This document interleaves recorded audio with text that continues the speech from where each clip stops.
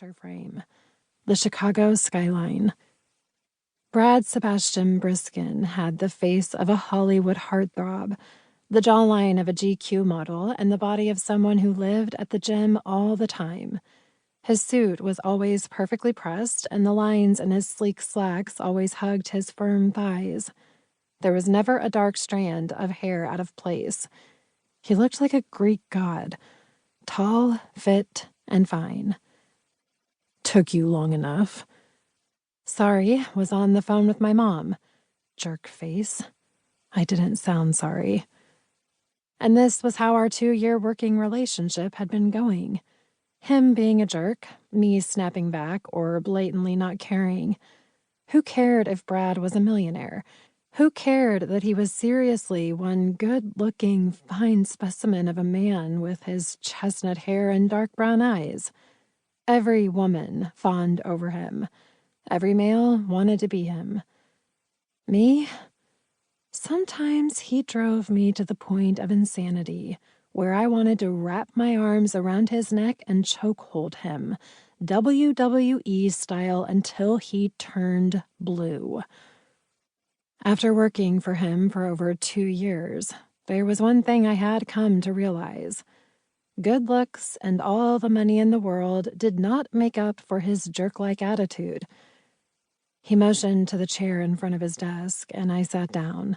And as I swiped at my iPad, his phone rang. "Hey, Jimmy." He leaned back on his chair, resting his ankle on the opposite knee, and with a flick of his hand, he waved me off as though I were a fly on his shoulder. I stood, about-faced, and was almost to my desk when he called out to me, as though he had a permanent megaphone attached to his mouth. "Sonia!" I pivoted and walked back into his office. When I sat down, his phone rang.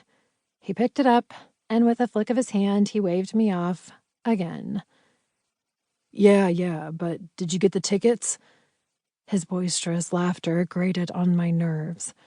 He swiveled in his chair and faced his floor-to-ceiling windows, his back toward me. This guy. I glared at him, stomped back to my desk, and was about to sit down when he called out again. "For the love of all that is holy!" My eyes fell shut, and I inhaled deeply. I took out my essential oils and rubbed one at my temples and my wrists. Lavender was supposed to alleviate stress, and I debated on dumping the whole bottle on myself to speed up the process. Breathe, or go postal and lose your job.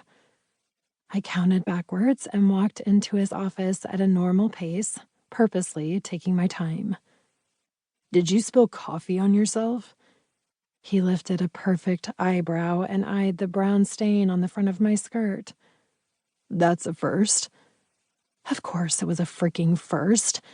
I prided myself on being organized and neat, and I was, before stalking Jeff and his new girlfriend. Seeing them together and being so in love had officially screwed with my head. Brad's head ducked back to his computer screen where he tapped away. "Dry cleaning is on the couch. Where are my other clothes?" I peered over at the far corner of the room where a pile of pants, suit jackets, and shirts were stuffed into an overflowing bag. "Last week's dry cleaning is in your closet." That was the first thing I had told him when I saw him this morning. Maybe I needed to slip him some of that earwax solution, leave it on his desk with a little courtesy note. "I've also made reservations at Alessi's restaurant for your date tonight." He lifted his head from the screen. "I said Carlucci." "You said Alessi." My eyes widened, and I double-blinked. I'd chased this reservation down for the past few weeks and called every day to check if there was a cancellation. I'd finally snagged a reservation yesterday. Is this man serious? "I'm pretty sure I didn't."